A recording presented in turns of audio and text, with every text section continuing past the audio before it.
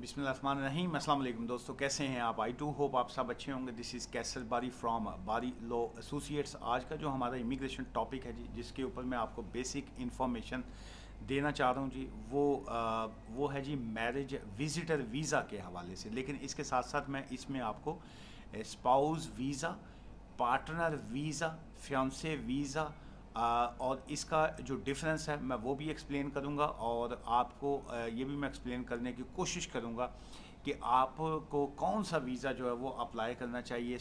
बहुत से लोग जो हैं सम टाइम उनके माइंड में ये होता है कि जी हमने अपनी मिसिस को या अपने हस्बैंड को जो है वो मैरिज वीज़ा के ऊपर यहाँ पे बुलवाना है यूके में, जिसको आप कह सकते हैं कि स्पाउस वीज़ा आप कह लीजिए। लेकिन उनके सर्कमस्टांसिस ऐसे इतने अच्छे नहीं होते कि वो उनको स्पाउस वीज़ा के ऊपर जो है वो बुलवा सकें। जैसे फॉर एग्जांपल, अगर किसी की 18,600 जो है वो इनकम में इश्यूज़ आ रहे होते हैं, लेकिन वो उनके ज़हन में होता है कि जी कि क्या हम अगर एप्लीकेशन फ़ाइल करेंगे तो उसमें इश्यूज़ किस तरह के आ सकते हैं। लेकिन बहुत सी इस तरह की सिचुएशन में ऐसे लोग जो पर्सनल इंडिपेंडेंस पेमेंट के ऊपर होते हैं, या जिनका डीएलए का अलाउंसेस होते हैं, डिसेबिलिटी लिविंग अलाउंस आ रहे हैं, या जो भी इस तरह की सिचुएशन आती है, तो उसमें देखना ये पड़ेगा कि क्या इस तरह की सिचुएशन के ऊपर आपके पास जो है वो जो डीडब्ल्यूपी की पेमेंट है, क्या वहाँ से आपको अलाउंसेस अगर आ रहे हैं तो क्या आप उसमें एग्जाम्पशन के रूल में आप आते हैं, फॉल करते हैं कि नहीं करते। इसलिए मुख्तलिफ़ चीज़ें आ जाएंगी आज की इस वीडियो में।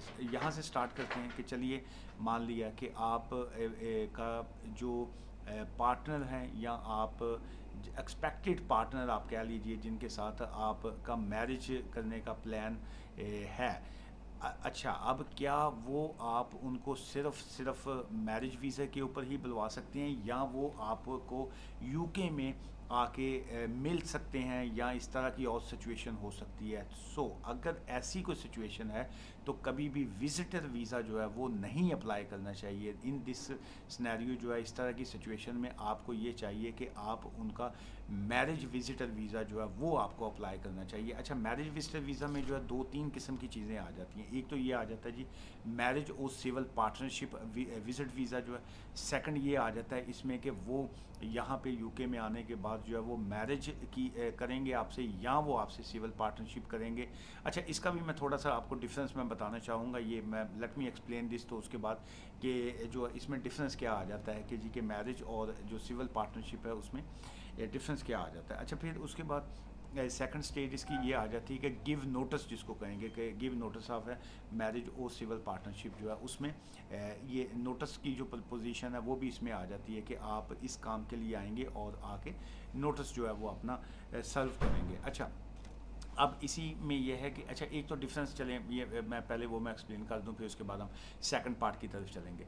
जो इसमें मैरिज में ये आ जाता है कि आप चाहे वो मैरिज नॉर्मल जो सेरेमनी होती है जिसकी मैरिज का जो है वो उसमें आ जाती है। लेकिन इसमें अगर हम वो सिविल पार्टनरशिप की तरफ जाएंगे तो उसमें मस्ट ये आ जाता है कि जो लोकल आपका रजिस्ट्रार ऑफिस होता है, जो लोकल काउंटी में आपका बना होता है, जो लोकल काउंसिल में बना होता है, वहाँ पे एप्लीकेशन का फ़ाइल करना जो है वो मस्ट आ जाता है कि जी आप वहाँ पे एक एप्लीकेशन फ़ाइल करते हैं। लोकल रजिस्ट्रार जो है वो आफ्टर दी जो अप्रूवल ऑफ होम ऑफिस कह लीजिए, या जो आपके डॉक्यूमेंट्स की वेरिफिकेशन के बाद जो है वहाँ से अप्रूवल लेने के बाद जो है वो आपको सारा प्रोसेस करता है। बहुत से लोग पूछते हैं कि जी इसका क्या सिस्टम आ जाता है। देखिए, फ़र्स्ट ऑफ़ ऑल तो ये है कि ये जो मैरिज रजिस्ट्रेशन जिसको कहते हैं, सिविल पार्टनरशिप जिसको कहते हैं, उसके लिए ये है कि आपको अपने लोकल जो सेंटर होता है, लोकल जो कौंसल होती है, उसके ऑफिस के, आजकल तो चूँकि रिमोट का ज़माना है, ये मोबाइल का ज़माना है, इसलिए वो वाला ज़माना अब नहीं रहा कि आप वॉक इन करें, आप डायरेक्ट वहाँ पे नहीं आपने जाना, आपने उनको कॉल करनी है जी, आपने कॉल करनी है, आपने अपॉइंटमेंट बुक करनी है। वो आप जब अपॉइंटमेंट बुक करेंगे then you need to take your legal documents with you, जैसे आपका ओरिजिनल पासपोर्ट है, या आपका बीआरपी कार्ड है, same for same both parties. फिर आपका उस जहाँ पे आप उस जोन में रहते हैं उसका काउंसिल टैक्स आप कह लीजिए, या आपके नाम का कोई बिल्स जो हैं एज एन एविडेंस के आपकी अकोमोडेशन की आपके पास प्रूफ है, वो आप लेके वहाँ पे जाएंगे। देन जो उसकी जो जितनी भी वो फीस बनती है लोकल, वो हर एक की थोड़ा बहुत 2-4 पाउंड 5 पाउंड 2-4-5-10 पाउंड का डिफरेंस आ जाता है। Around I think it's 54 pound something ऐसी फ़ीस होती है। जब वो आप उनको पे करते थे, देन वो आपके डॉक्यूमेंट्स की वेरिफिकेशन के लिए होम ऑफिस से रब्ता कर करते हैं। And Home Office most cases में जो है they can take up to 50 to 70 working days.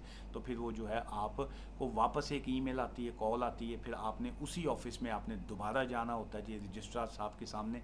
वहाँ पे जाके आपने दोनों पार्टीज़ ने साइन करने हैं जी, जिसको मैरिज कहते हैं कि जी कि आप सिविल पार्टनरशिप जो है वो रजिस्टर्ड हो रही है। सो सम टाइम वो सेम डे और सम टाइम वो सेकंड डे आपको उस मैरिज सर्टिफिकेट का आपको जो सर्टिफिकेट होता है सिविल पार्टनरशिप का वो आपको दे देते हैं। ये तो आ गया इसका प्रोसेस। अब फियांसे वीज़ा में फ़र्क ये आ जाता है कि आप अपने मैरिज में तो ये आ गया मैरिज विजिटर वीज़ा में कि वो आ रहे हैं, अभी ना आपकी मैरिज हुई है ना कुछ और हुआ है, वो सिर्फ आपको यूके में आए हैं, आपको देखने के लिए आए हैं, या ये सारा कुछ करने आए हैं कि आपको नोटिस देने के लिए आए हैं मैरिज का जो है, या इस तरह की चीज़ें। लेकिन मैरिज विजिटर वीज़ा जो है वो स्विचिंग नहीं होता, ना वो फियांसे वीज़े में शिफ्ट होता है, ना वो स्पाउस वीज़ा में होता है, until unless there is a special circumstances. एक मैंने पिछला एक केस था वो मैरिज विजिटर वीज़े का ही था, लेकिन उनके सर्कमस्टांसिस बहुत सीरियस थे जिसकी वजह से उनका वीज़ा स्विच हो गया। तो उसकी वजह से मैंने वीडियो अपने इस यूट्यूब चैनल के ऊपर अपलोड की हुई है जी। अच्छा, फियांसे वीज़े में ये है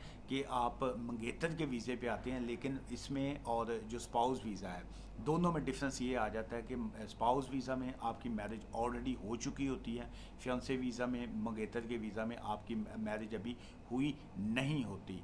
इसमें यह है कि आपने यूके में आना है, यूके में आके ये जो मैंने अभी आपको एक्सप्लेन किया सिविल मैरिज के लिए आपने एप्लीकेशन फ़ाइल करनी है, और उसके बाद जो है जो ही वो मैरिज आपकी रजिस्टर्ड हो जाती है, सिविल पार्टनरशिप आपकी यहाँ पे रजिस्टर्ड हो गई, उसके बाद जो है वो फिर अच्छा एक तो ये है कि यहाँ पे जो IHS की चार्जेस हैं वो आपको देने पड़ते हैं जी, immigration health surcharge, plus आपको इमिग्रेशन की जो फ़ीस है वो दोबारा से पे करनी पड़ती है। दोनों फ़ीसें पे करने के बाद फियांसे का वीज़ा जो होता है वो स्विच हो जाता है इनसाइड द कंट्री, आपको वापस जाने की ज़रूरत नहीं है, यहीं से आप अपना वीज़ा जो है उसको स्विच कर जाएंगे और स्पाउस वीज़ा पे आ जाएंगे। जब तक ये वाला वीज़ा आपका डिसाइड नहीं हुआ होता, स्पाउस वीज़ा में स्विच नहीं होता, आपको परमिशन टू वर्क नहीं होता, आप काम नहीं कर सकते हैं। हाँ, अलबत्ता अपना बैंक अकाउंट ओपन कर सकते हैं, आप अपना IHS वगैरह रजिस्टर कर सकते हैं।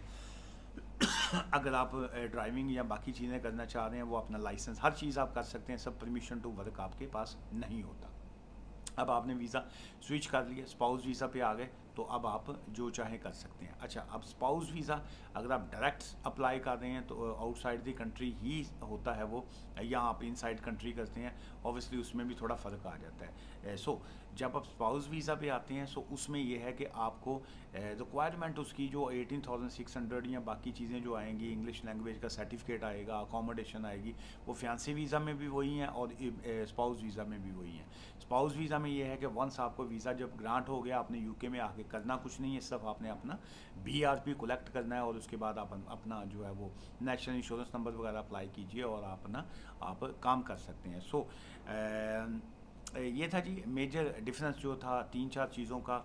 अब अगर इससे रिलेटेड कोई अगर आपके माइंड में सवाल होगा तो आप इंफॉर्मेशन की हद तक इस वीडियो के में आप सवालात अपने छोड़ सकते हैं, लेकिन कोशिश किया करें जो सिमिलर टॉपिक होता है, जो सेम टॉपिक होता है, उससे रिलेटेड सवालात अगर हों तो वो बहुत ज़्यादा अच्छा लगता है कि रादर दैन कि अब ये वीडियो है मैरिज वीज़ा के हवाले से, सवाल आपका असाइलम का या बाकी आ जाता है, सो बड़ा अजीब सा वो लगता है। बहरहाल अब और अगर मुझसे मिलना चाहें तो बारी लॉ एसोसिएट हम लोग ब्रैडफर्ड में होते हैं जी, और जो ऑफिस है वो इसकी जो लीगल कंसल्टेशन आ जाती है या ये जो एडवाइस आ जाती है उसका हमारा ऑफिस ऑब्वियसली फ़ीस चार्ज करता है जी, फ़ेस टू फेस मिलने के भी और फ़ोन कंसल्टेशन के भी। अब मैंने कोशिश की है आज की इस वीडियो में आपको 3-4 जो इश्यूज़ थे इसमें, marriage visitor visa, fiance visa, spouse visa, इन तीनों को जो है अलग-अलग मैंने कोशिश की है आपको एक्सप्लेन करने की। सो अगेन जो मैरिज विजिटर वीज़ा है उसकी स्विचिंग अलाउ नहीं है, आपको वापस जाना पड़ता है, and then you need to apply from outside the country spouse visa until unless there is a special circumstances. Spouse visa once done forever, आपने एक मरतबा वीज़ा ले लिया, you don't need to do anything. Fiance visa में आप आते हैं UK में, आने के बाद आपको मैरिज रजिस्टर्ड करना पड़ती है, और ये सारा प्रोसेस आपने विदिन 6 मंथ करना है जी, 6 माह के अंदर अंदर आपने सारा प्रोसेस करने के बाद जो है फिर आप स्पाउस वीज़ा के ऊपर चले जाते हैं।